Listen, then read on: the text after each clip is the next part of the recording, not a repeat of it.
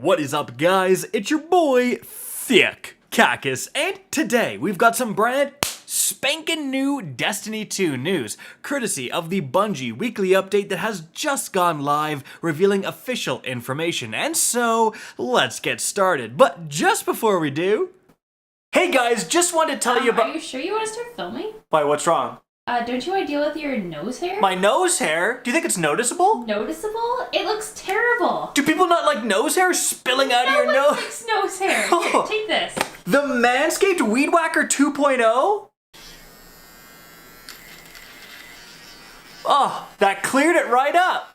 Guys, don't walk around with your nose and ear hair spilling out when you got the Weed Whacker 2.0. 45 minutes of runtime, skin-safe technology, and improved cutting over the original version. But if you feel awkward just ordering a nose hair trimmer, guess what? Manscaped is putting them into their packages like the Performance Package and the Platinum Package. So you can get one of those, you get the lawnmower, all that useful stuff. Oh, and they just happen to send you the nose hair trimmer that you desperately need, and no one's gonna know any better, if you know what I'm saying. So, click the link in the description down below. You're gonna get 20% off your Manscaped purchase. Oh, and free international shipping. Don't let your nose hair run your life. Take control, gamer, and get rid of that. Alright, now as for what's going on this week in Destiny 2, really not much in-game. However, outside of the TWAB, yesterday, something very big happened when Bungie revealed the next event that is coming to Destiny 2 with the next weekly reset on May 2nd, Guardian Games 2023. Now, I did do a full video breaking down this announcement, so check it out if you want to, it's linked up above, but here are the important points. Guardian Games is a competition between the three different classes, Titans versus Warlocks versus Hunters. Which class will come out on top? That's determined by going out and doing activities like Strike's Crucible and earning medallions and depositing these medallions for loot, but also the total deposited medallions for the day is kept track on, and one of the classes will actually win that day. Now that's what it normally is. However, something very cool is that there's also going to be a special PvP node that's actually class-based matchmaking for Guardian Games. So if you're a Titan and you go and matchmake here, you're going to be on a team of all Titans versus a team of all Warlocks or all Hunters. And of course, the memes are already flowing about this. That's going to be pretty interesting. In addition to that, guys, there's going to be two weapons up for grabs that are exclusive to Guardian Games. The first one is the Title SMG, returning from last year with a new perk pool. This is an aggressive frame void SMG, and it has a unique origin trait where getting final blows gives you class ability energy, actually pretty good. And the new one is the Taraxipus, which is a Strand Scout Rifle, and apparently it has some pretty sweet perk combinations as well. So definitely a very interesting set of weapons that will only be dropping for the duration of this event. However, some additional information came out regarding Guardian Games after this announcement. So, in the announcement, Bungie actually said, hey, make sure to have your crafted weapons equipped when you're depositing those medallions. And so everyone thought, oh my goodness, it's going to give you leveling progress when you're depositing medallions. You could potentially level up a bunch of your crafted weapons without having to kill an enemy. Sweet.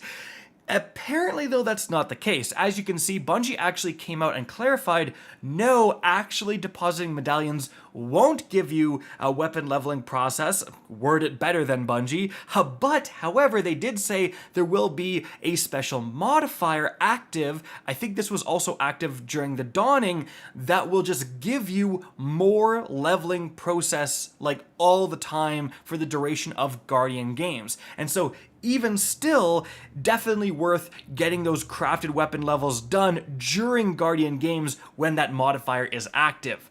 However, guys, moving on from there to some brand new information within the TWAB. First of all, we have a Trials Map community vote. So, you can choose between Rusted Lands, convergence or disjunction, and there's going to be emails sent out. If you have like the ability to receive Bungie emails, you can pick one, and then I think that's going to be picked for next week's Trials of Osiris, with Bungie saying on May 2nd, players that signed up for Bungie emails will be able to vote for these maps.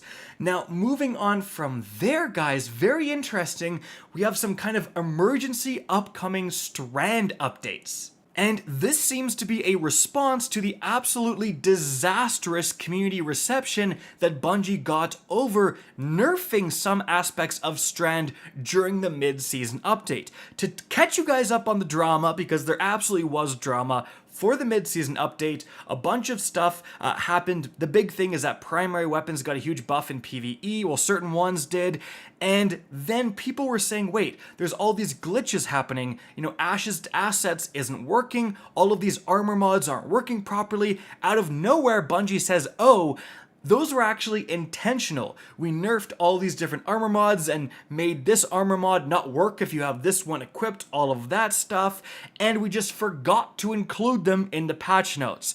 Yeah, that didn't go over very well, especially because a lot of these like things that were not working were specifically not working anymore, or working a lot less with Strand. For example, the grapple grenades don't work how they used to with grenade kickstart, like a very clear nerf there. And everyone went, of all the things you could nerf, Bungie, why are you nerfing grappling hooks? Like, why are you nerfing these niche Strand builds?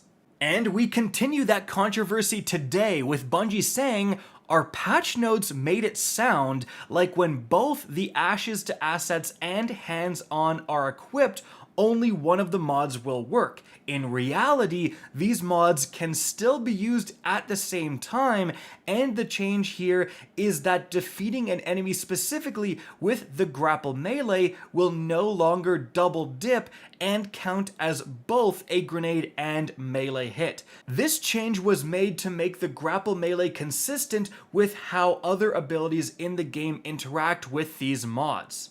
Now, that seems like a reasonable change to me. However, this means that Bungie made this change, forgot to include it in the main patch notes, panicked and had to include it after, and then worded it so poorly that everyone misunderstood what this change was. Honestly, Bungie, you're gonna have to tighten up your quality assurance, because that's kind of ridiculous.